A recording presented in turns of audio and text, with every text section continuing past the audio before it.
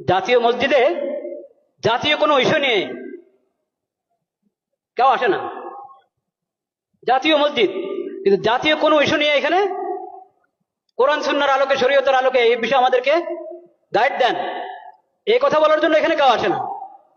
আসে শুধু পানি পড়ার জন্য, আসে হুজুর দোয়া রাখেন, দোয়া করেন, এই কথার জন্য। এই কথার জন্য আসে না যে জাতিসংঘের দফতর ঢাকাতে তাদের অফিস করার জন্য, দফতর করার জন্য কথা উঠছে, এটা কি আমাদের জন্য ঠিক হবে? হুজুর কোরআন সুন্নাহর আলোকে একটু বলেন। এটা লালবাগ শাহী মসজিদের খতিবের কাছেও যায় নাই, চকবাদা শাহী মসজিদের খতিবের কাছেও যায় নাই, আন্দরকিল্লার খতিবের কাছেও যায় নাই, বয়তুল মোকাররম জাতীয় মসজিদের খতিবের কাছেও আসে নাই। কেন? আল্লাহ ইমাম এবং খতিবকে কেন ইমাম বানিয়েছেন এটা তারা জানেই না, বুঝেই না। একটা ধর্ম মন্ত্রণালয় আছে, ধর্ম মন্ত্রণালয়ের মধ্যে একজন আলেমকে বসানো হয়েছে, মাশাআল্লাহ, খুশির বিষয়, বিজ্ঞ আলেম, কোরআন সুন্নাহর আলেম। তো যে কোনো বিষয় দেশের প্রথমত ধর্ম মন্ত্রণালয় থেকে অনুমোদন নিতে হবে, ধর্মীয় দিক থেকে এখানে আপত্তি আছে কিনা, এই বিষয়ে ধর্মের নির্দেশনা কি, ওখান থেকে প্রথম অনুমোদন নাও, তারপরে অন্য ফয়সালা, অন্য মুশাওয়ারা।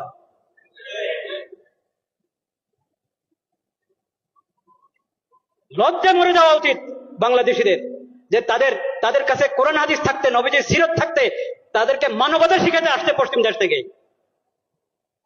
লজ্জা মরে যাওয়া উচিত।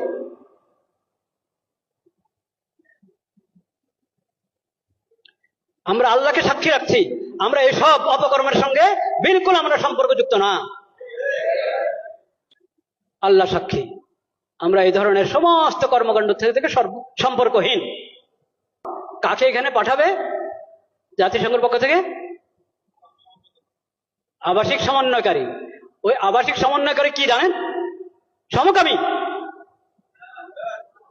বলেন নাউজুবিল্লাহ। এখন ওখান থেকে প্রস্তাব পাঠানো হয়েছে, এখান থেকে হ্যাঁ বলতে আর কতক্ষণ লাগবে আল্লাহ জানেন। যদি বিবেক থাকে, যদি বর্তমান সরকার ভালোই তো করছিল, অনেক কাজ তো ভালোই করছিল, সুন্দর করছিল, এই শেষ সময় যদি নিজের ইজ্জত রেখে যেতে চায়, তাহলে তাদেরকে এই দপ্তর এর ফয়সালা উদ্রহ করতে হবে এবং এই ধরনের এই বিকৃত মস্তিষ্ক লোকদেরকে, বেহায়া বেলাদা লোকদেরকে এই দেশে আসার অনুমতি দেওয়া থেকে বিরত থাকতে হবে। শেষ সময় নির্বাচনের ঘোষণা করে এখন নিজের ইজ্জত নষ্ট করবেন আপনারা? এইসব হারাম কাজ অন্তর্বর্তীকালীন সরকার করক তাও হারাম, নির্বাচিত সরকার করক তাও হারাম, যে করো এসব কাজ হারাম। ঈমান রক্ষা করো।